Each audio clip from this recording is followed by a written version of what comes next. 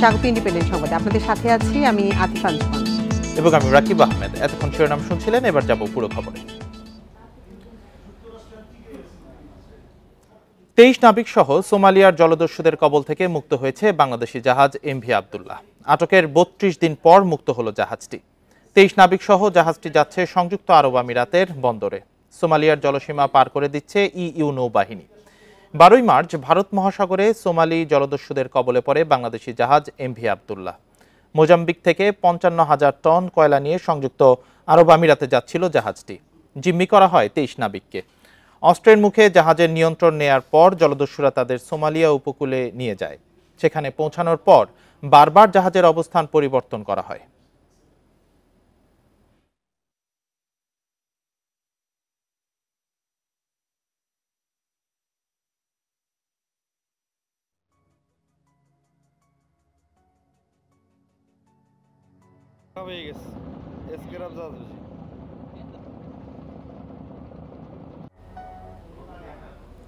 আজ পহেলা বৈশাখ, বাংলা নতুন বছর 1431-এর প্রথম দিন।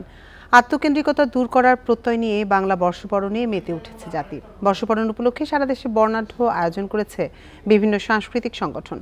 রাজধানীর রমনা বটমূলে কিছুক্ষণের মধ্যেই শুরু হবে মূল আনুষ্ঠানিকতা।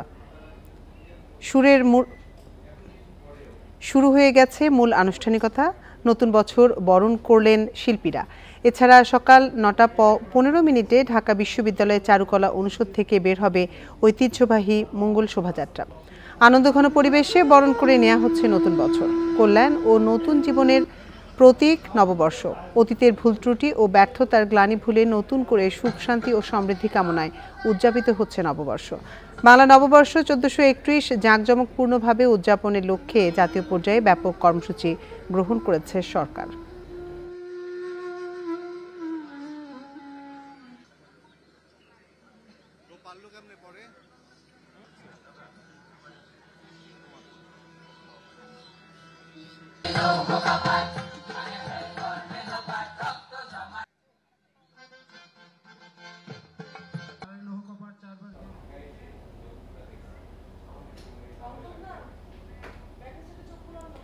রমনা বটমূলে ছায়ানটে বর্ষবরণ অনুষ্ঠান শুরু হয়েছে। আমরা সরাসরি চলে যাচ্ছি সেখানে আছেন আমাদের সহকর্মী অনিমেষ কর।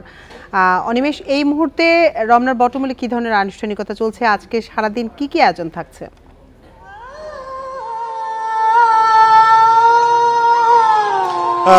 রমনার বটমূলের আয়োজনটি শুরু হচ্ছে ঠিক 6:15 এবং প্রতি মুহূর্তেই এখান থেকে মঙ্গলালোক আনন্দলোকের সুর ধ্বনিত হচ্ছে।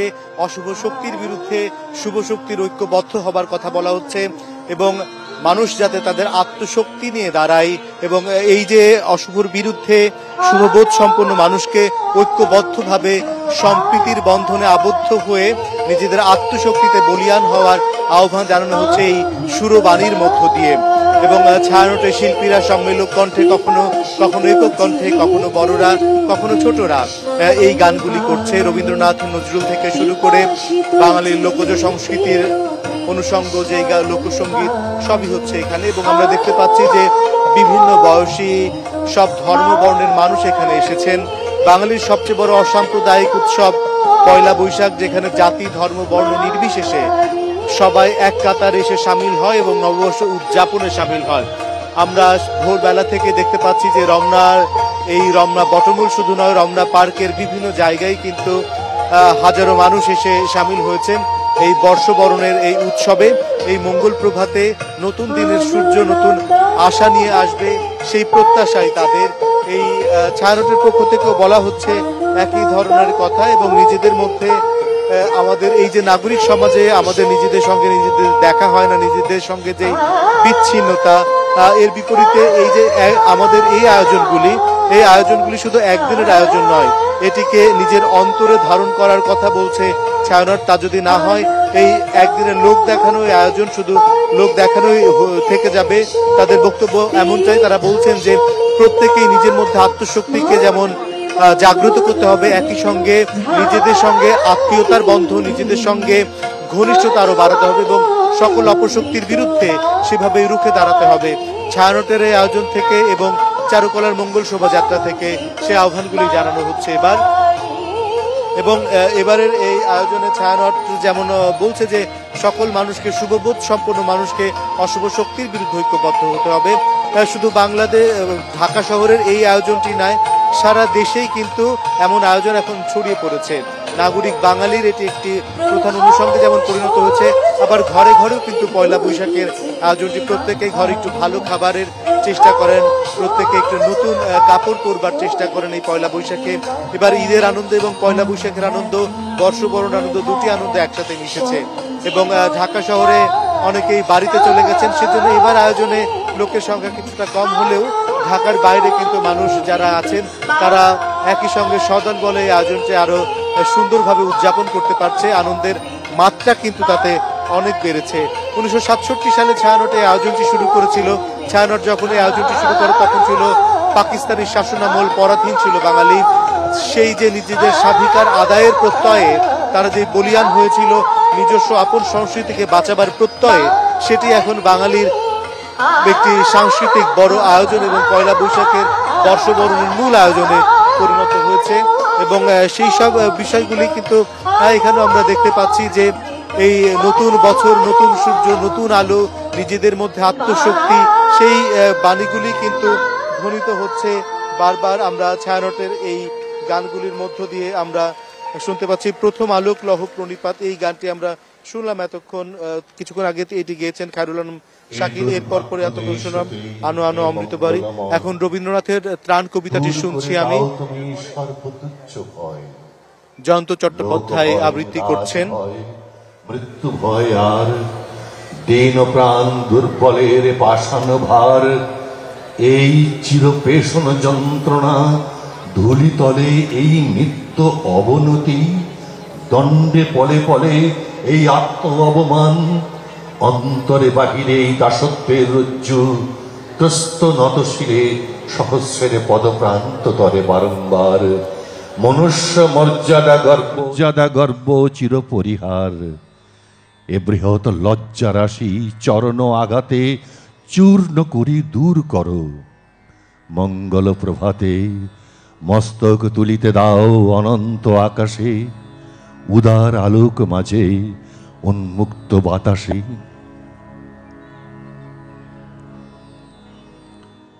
হে মোর দুর্ভাগা।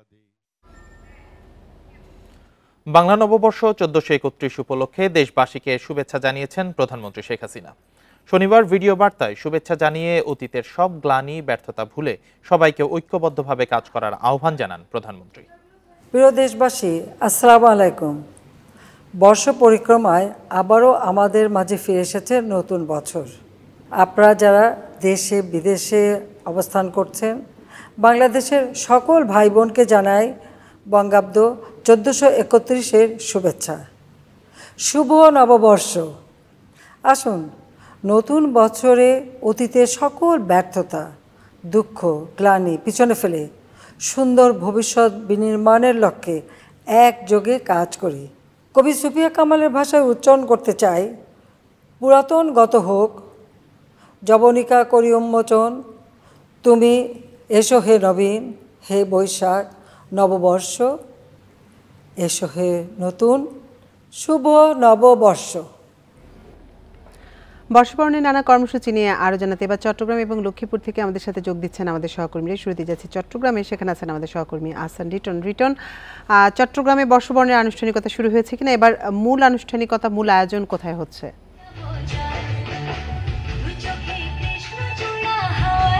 দেখুন, আমরা কিছুক্ষণ আগে দেখেছিলাম যে চট্টগ্রামে যে সমস্ত ভেন্যুতে নববর্ষ উদযাপন হচ্ছিল সেই জায়গাগুলো অনেকটা ফাঁকা ছিল। আপনি জানেন যে মাত্র ঈদ শেষ হয়েছে এবং সেই কারণে ঈদের যারা ঈদ করতে গেছেন তারা এখনো পর্যন্ত চট্টগ্রাম শহরে আসেনি। সঙ্গত কারণে কিছুটা ঘাটতি আমরা দেখছিলাম, কিন্তু আমরা বেলা বাড়ার সাথে সাথে দেখছি যে প্রতিটি স্পটে মানুষের যে উৎসব করা হয় সেটি শুরু হয়েছে। সকাল 6:30 বাজে চট্টগ্রামের ডিসিএলে সম্মিলিত পয়লা বৈশাখ উদযাপন পরিষদ গত 46 বছর ধরে তারা এখানে নববর্ষ উদযাপন এবং বর্ষবিদায় যে কার্যক্রম সেটি চালিয়ে আসছে। আজকে সকাল 6:30 বাজে সম্মিলিত নৃত্যের মাধ্যমে আজকের এখানকার যে কর্মসূচি সেটি শুরু হয়েছে। এর পাশাপাশি চট্টগ্রামের সিআরবি যে শীর্ষতলা রয়েছে সেখানে নবউজ্জীবন পরিষদ তারাও আসলে বর্ণাঢ্য অনুষ্ঠানের মধ্য দিয়ে আজকে যে কর্মসূচি সেটি পালন করছে। পাশাপাশি নগরের এনায়েতবাজার মহিলা কলেজ, মাঠ, জেলা শিল্পকলা একাডেমি সহ অসংখ্য জায়গায় আজকে যে কর্মসূচি অর্থাৎ বর্ষবরণকে উদযাপন করার জন্য যত রকমের আয়োজন তারা সেটি করছে। আমরা দেখছি যে এই সমস্ত মঞ্চে কিছুক্ষণ পরপরই একক আবৃত্তি, একক সঙ্গীত, দলীয় নৃত্য, দলীয় সঙ্গীত সহ অসংখ্য সংগঠন তারা আসলে তাদের যে পরিবেশনা সেগুলো এখানে দেখাচ্ছে। আমরা দেখছি যে আসলে যত বেলা বাড়ছে তত আসলে কানায় কানায় পরিপূর্ণ হয়ে যাচ্ছে প্রতিটি স্পট। এর পাশাপাশি আরেকটি বাড়তি আয়োজন হচ্ছে, সেটি হচ্ছে আজকে সকাল 9টায় চট্টগ্রামে যে চারুকলা ইনস্টিটিউট রয়েছে সেখান থেকে একটি বর্ণাঢ্য শোভাযাত্রা বেরোনোর কথা রয়েছে। পাশাপাশি আপনি জানেন যে আসলে এই সমস্ত স্পটগুলোতে যেহেতু অসংখ্য মানুষ হয়, অসংখ্য মানুষ ভিড় করে সংগত কারণে তাদের যাতে নিরাপত্তার কোনো ব্যত্যয় না ঘটে সেই বিষয়টিকে মাথায় রেখে চট্টগ্রাম মেট্রোপলিটন পুলিশের পক্ষ থেকে যত রকমের ব্যবস্থা নেওয়ার কথা সেগুলো নেওয়া হয়েছে। তিন স্তরের বেষ্টনী দিয়ে পুরো এলাকাটিকে আসলে তারা বেষ্টন করে ফেলছে। পাশাপাশি আমরা সকালে দেখেছি এখানে আসলে পুলিশের যে ডগ স্কোয়াড আছে সেই ডগ স্কোয়াডের সদস্যরা প্রতিটি ইঞ্চি জায়গায় এখানে আসলে তল্লাশি করছে যাতে কোনো রকমের বিস্ফোরক দ্রব্য কেউ লুকিয়ে রাখতে না পারে এবং কোনো রকমের অপ্রীতিকর ঘটনা যাতে কেউ ঘটাতে না পারে সেই বিষয়টিকে রেখে তারা সব ধরনের নিরাপত্তার বিষয়টি নিশ্চিত করেছে। তো এখন আসলে বেশ সুশৃঙ্খলভাবে এখানকার যে আয়োজন সেটি চলছে এবং ধারাবাহিকভাবে আজকে সন্ধ্যা 6টা পর্যন্ত এখানে অনুষ্ঠান হওয়ার কথা রয়েছে। তো সবকিছু মিলিয়ে বলা যায় যে একটি সুন্দর প্রভাত সবাই উপভোগ করছে। নানা অনুষ্ঠানের মধ্য দিয়ে চট্টগ্রাম এখন উৎসবের নগরীতে পরিণত হয়েছে। আহসান রিটন, আপনি সাথে থাকুন। এবার আমরা যাবো লক্ষ্মীপুরে, সেখানে আছেন আমাদের সহকর্মী আব্বাস হোসেন। আব্বাস হোসেন, আজকে সারাদিনে লক্ষ্মীপুরে বর্ষবরণের কি কি আয়োজন থাকছে? আমরা এখন যেখানে রয়েছে এটি লক্ষ্মীপুর জেলা পরিষদ কার্যালয়ের সামনে। কিছুক্ষণ পরে এখান থেকে যে মঙ্গল শোভাযাত্রা সেটি শুরু হবে, সেটি বিভিন্ন শহর প্রদক্ষিণ করবে। এর বাইরেও কিন্তু আমরা দেখি জেলা পরিষদ কার্যালয়ের সামনে 7টা 3 দিনব্যাপী যে বৈশাখী মেলা সেই মেলার আয়োজন করা। মঙ্গল শোভাযাত্রা যেটি, এই মঙ্গল শোভাযাত্রার নেতৃত্ব দিবেন এখানকার জেলা প্রশাসক আসলে। এরপরে আমরা দেখেছি এখানে সাংস্কৃতিক অনুষ্ঠানের আয়োজন করা হয়েছে। বিভিন্ন বেকার বা বিভিন্ন যে গ্রামীণ যে ঐতিহ্য রয়েছে সেগুলো দিয়ে কিন্তু আজকের এই মঙ্গল শোভাযাত্রা সেটি শুরু করা হবে। এর বাইরেও কিন্তু আমরা যেটি দেখেছি সরকারি কলেজ রয়েছে, প্রত্যেকটি উপজেলা রয়েছে, সেখানেও কিন্তু উপজেলা প্রশাসনের নেতৃত্বে যে মঙ্গল শোভাযাত্রা ব্যবস্থা করা হয়েছে। বিভিন্ন নানা ধরনের কর্মসূচির ব্যবস্থা করা হয়েছে এই বৈশাখকে ঘিরে। তো আসলে এখানকার জেলা প্রশাসন যে সুরায় জাহান, তার সাথে আমার কথা হয়েছে, তিনি বলছেন কিছুক্ষণের মধ্যে তারা যে মঙ্গল শোভাযাত্রা শুরু করা হবে এবং দিনব্যাপী নানা কর্মসূচির মধ্য দিয়ে এই বৈশাখ যেটি সেটি উৎসব পালন করা হবে। এবং ছাত্রের হাউসের সামনে সেখানে কিন্তু যদিও ঐতিহ্য রয়েছে যে পান্তা ইলিশের, কিন্তু আজকে ইলিশের ব্যবস্থা নেই, কিন্তু রুই এবং পান্তা ভাতের ব্যবস্থা রাখা হয়েছে। সবকিছু মিলে আমরা যেটি দেখেছি জেলা প্রশাসন বা পুলিশ প্রশাসন, বিভিন্ন শিক্ষা প্রতিষ্ঠান সহ বিভিন্নভাবে কিন্তু আজকের এই বৈশাখ সেটি কিন্তু পালন করার জন্য কিন্তু ব্যবস্থা নেওয়া হয়েছে। তো আমরা যেটি দেখেছি। আব্বাস হোসেন, আপনি আরো তথ্য সংগ্রহ করতে থাকুন, আমরা পরবর্তীতে আবার আপনার সাথে যোগাযোগ করব। নিউ ইয়র্কের টাইমস স্কোয়ারে চলছে হাজারো কণ্ঠে বাংলা বর্ষবরণ। রমনা বটমূলে ছায়ানটের আয়োজনের সাথে মিল রেখে নিউ ইয়র্কের স্থানীয় সময় শনিবার বিকেল থেকে শুরু হয়েছে দেশ ও প্রবাসের সাংস্কৃতিক কর্মীদের পরিবেশনায় বর্ণিল আয়োজন।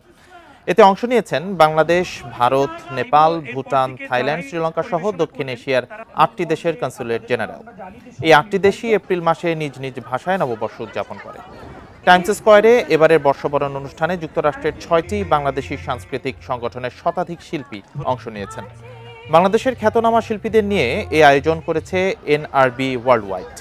ভিনদেশে বেড়ে ওঠা নতুন প্রজন্মের কাছে দেশ ও সংস্কৃতি তুলে ধরতে চান আয়োজকরা। আগামী বছর লাখো কণ্ঠে বর্ষবরণের আয়োজনের লক্ষ্য তাদের।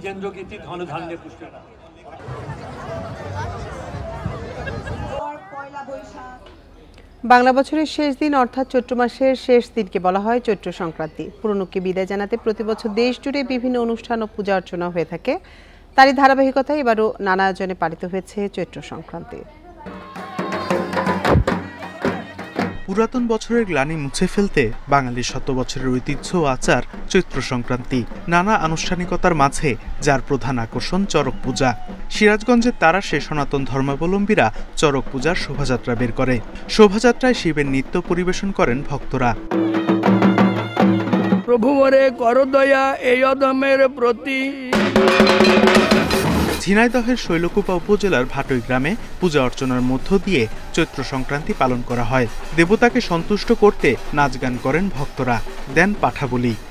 আমাদের মূল মেরুদণ্ড, তাই আমরা শিবের পূজা করি বা শিবকে নিয়ে আজকে আগুন ভেঙে ভোগ দিয়ে নীল পূজা করে আমরা অনুষ্ঠানটা সমাপ্তি করি। আবহমান বাংলার ইতিহাস ঐতিহ্যের অংশ আমাদের এই চড়ক পূজা। আমরা দীর্ঘদিন ধরে এই পূজা উদযাপন করে আসছি। আত্মশুদ্ধির পাশাপাশি রোগ ও ক্ষুধামুক্তির প্রার্থনার মধ্য দিয়ে মানিকগঞ্জে চৈত্র সংক্রান্তি পালন করা হয়েছে। এ সময় শিব ভক্তরা শিবের বেশ ধারণ করে পূজা অর্চনায় অংশ নেন। চৈত্র সংক্রান্তির শেষ দিনে বরিশালে জমে উঠেছে হালখাতার অনুষ্ঠান। পুরাতন বছরের দেনা পাওনা মিটিয়ে ব্যবসায়ীরা আঁকছেন নতুন জাবেদা খতিয়ান। Sadekur Rahman Siddiqui, Independent News. রমনার বটমূলে ছায়ানটের বর্ষবরণ অনুষ্ঠান চলছে। আমরা সরাসরি চলে যাচ্ছি সেখানে আছেন আমাদের সহকর্মী অনিমেষ কর। অনিমেষ কর, এই মুহূর্তে কি আয়োজন চলছে, কি পরিবেশনা চলছে?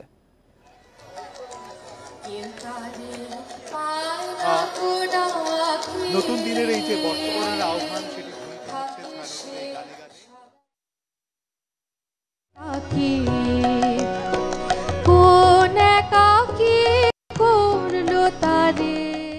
এই গানগুলি হচ্ছে কখনো ছোটদের কণ্ঠে, কখনো বড়দের কণ্ঠে।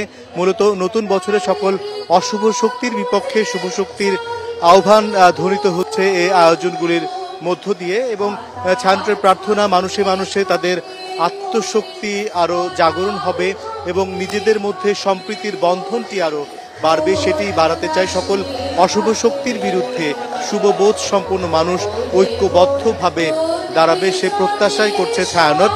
এবং সেই গানগুলি আমরা শুনতে পাচ্ছি। এই যে এই আয়োজন 1967 সালে ছায়ানটের এই আয়োজনটি শুরু হয় এবং সেটি কিন্তু প্রতি বছরের ধারাবাহিকতায় সেটি চলছে। আমরা সেই আয়োজনগুলি, সেই গানগুলি শুনতে পাচ্ছি এবং এই মুহূর্তে আমরা দেখতে পাচ্ছি যে তাদের মোট 29টি আয়োজন আছে এবং সবশেষ জাতীয় সঙ্গীতের মধ্য দিয়ে শেষ হবে ছায়ানটের এই আয়োজন। তাদের আজকে যে গানগুলি এখানে আছে, একটু পরেই হবে ছোটদের কণ্ঠে নম নম নম বাংলাদেশ মম এই গানটি। এবং আমরা এই মুহূর্তে যেটি শুনছি, আমার মন চেয়ে রয়, এই গানটি গাইছেন তাহমিদ ওয়াসিফ ঋতু। এবং এই আয়োজনে কিন্তু আমরা দেশের গান এবং মানুষের আত্মবোধ জাগরণের গান, সেই গানগুলি শুনতে পাচ্ছি। ওরে মোর পাগলা থাকে, ওরে বোন তোর বিজনে সঙ্গপনে কোন দাসী থাকে। আসলে বাঙালির মূল বর্ষবরণের মোটিফে পরিণত হয়েছে এবং এখন আমরা শুনবো সেই গানটি নম নম নম বাংলাদেশ মম, এবং এটি ছোটরা গাইবেন। আমরা এরই মধ্যে দেখতে পাচ্ছি যে এই রমনার বটমূলের চারপাশ জুড়ে কিন্তু রমনা পার্কে হাজারো মানুষের উপস্থিতি। ঈদের এই ছুটির মধ্যেও ঢাকা শহরে প্রাণ কিন্তু এই রমনার বটমূল, শাহবাগ, চারুকলা এই অঞ্চলগুলিতে ছড়িয়ে পড়েছে বর্ষবরণের এই সুরে এবং আনন্দলোক মঙ্গলালোক ধ্বনিত হচ্ছে।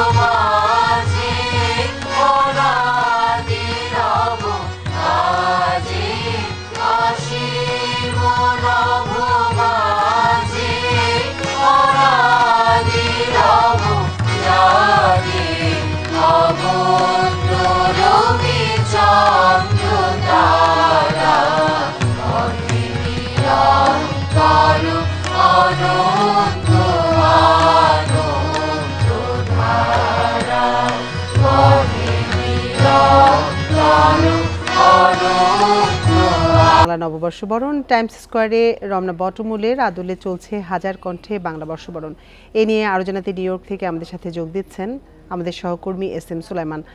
সুলাইমান, নিউ ইয়র্কে কি ধরনের আয়োজন হচ্ছে আমাদের জানাবেন সেখানকার বিস্তারিত।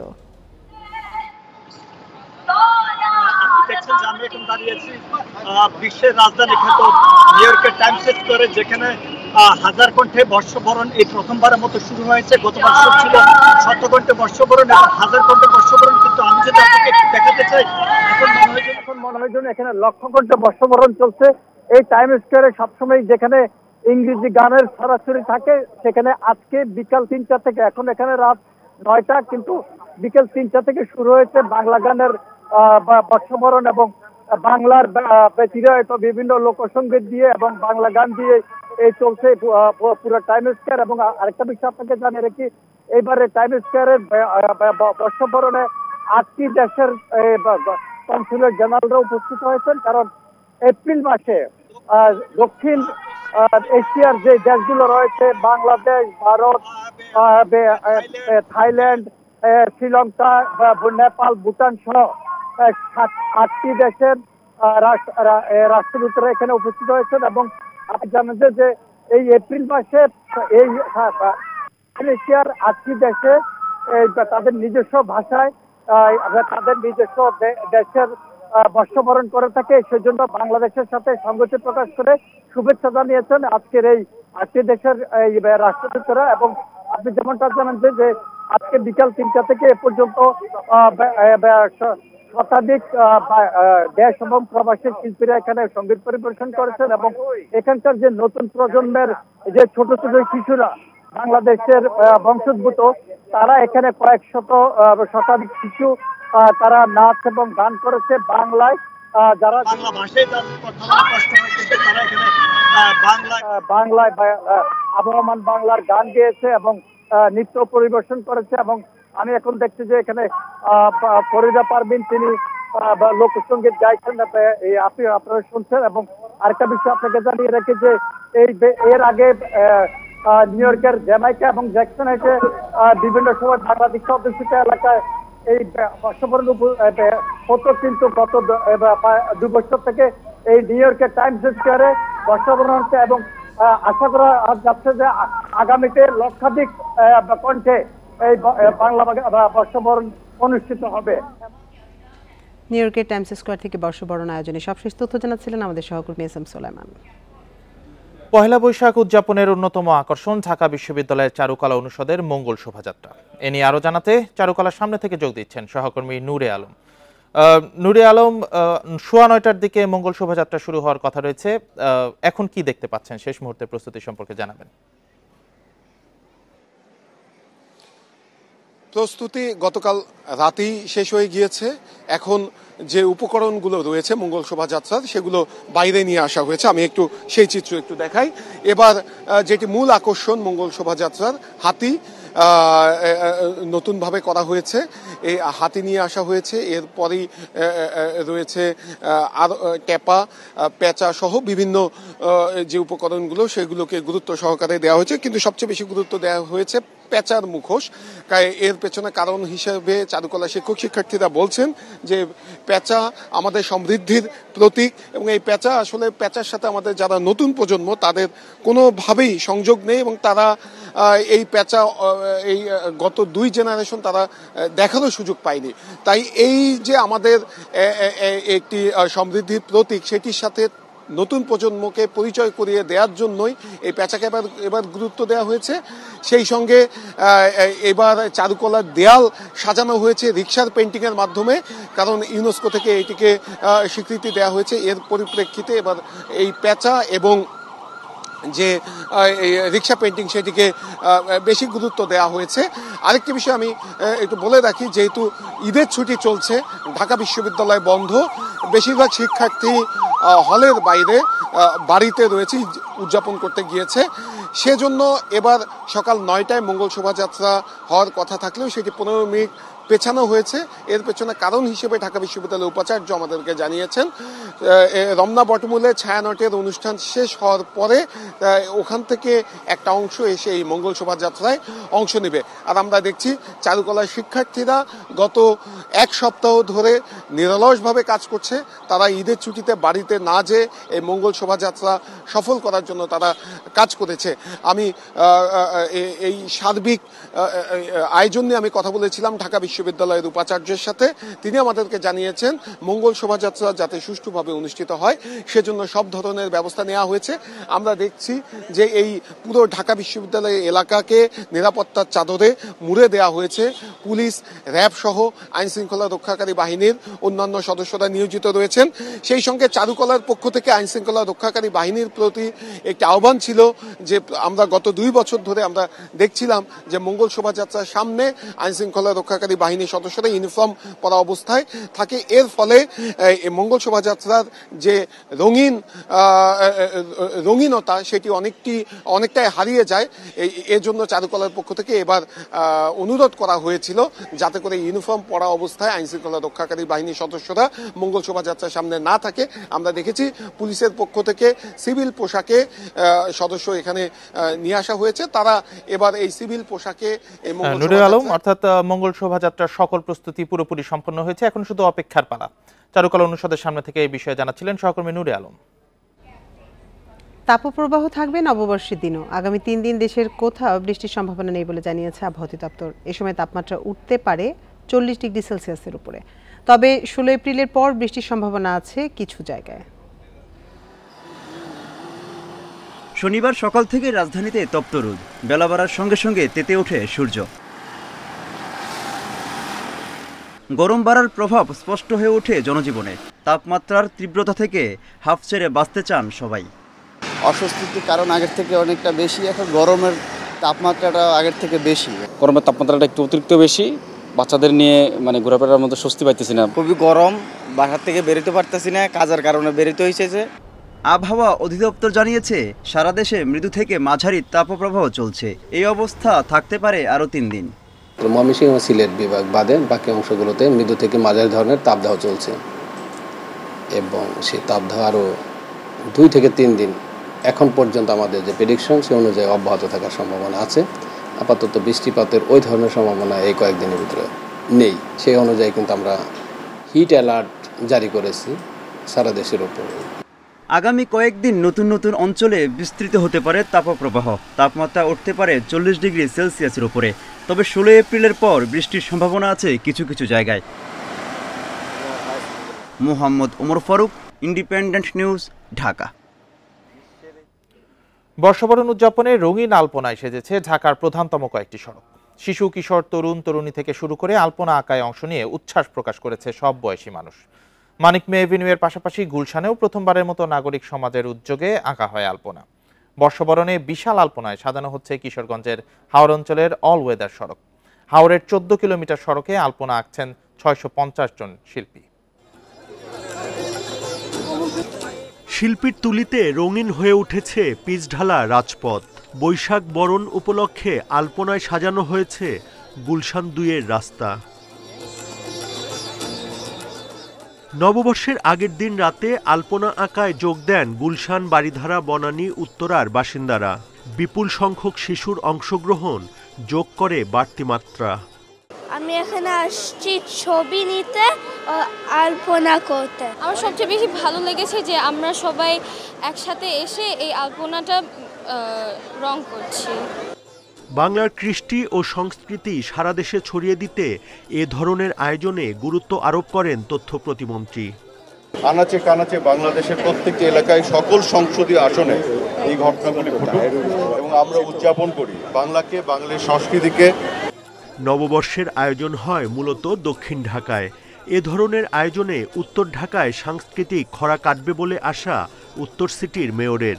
আজকে যে ছোট্ট মুনিরা রং লাগাচ্ছে নিজের গায়ে, এটি তার নিজের গায়ে না, এটি সারা বাংলাদেশের ঘরে ঘরে রং লেগে যাচ্ছে।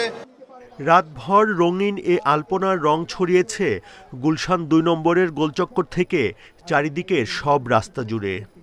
বাংলার ঐতিহ্যকে আমরা যদি সেলিব্রেট করতে পারি, তাহলে আমাদের এই কালচারটা আমাদের যে পরবর্তী প্রজন্ম তাদের মধ্যে ছড়িয়ে যাবে। সো সেই জন্যই এই আয়োজন আর কি।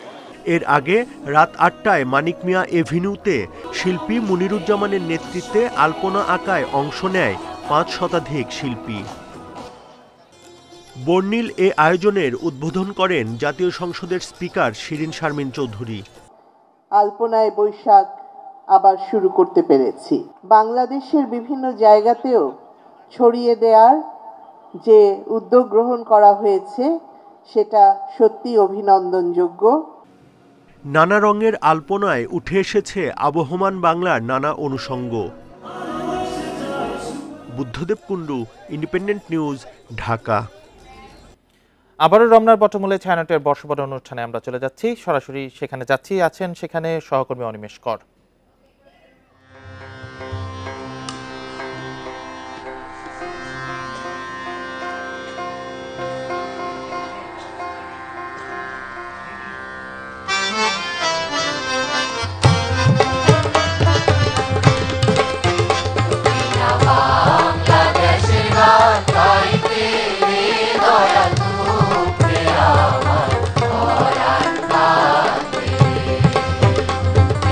Bye.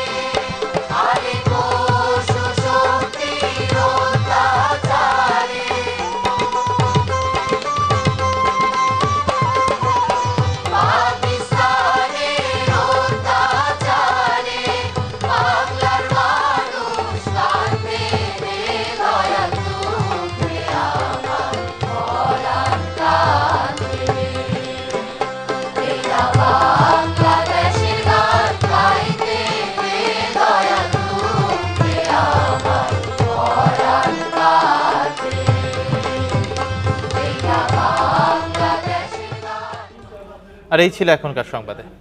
ইন্ডিপেন্ডেন্ট টেলিভিশনের সব খবরের বিস্তারিত জানতে চোখ রাখুন ফেসবুক, ইউটিউব এবং এক্সে। এতক্ষণ সাথে থাকার জন্য ধন্যবাদ সবাইকে।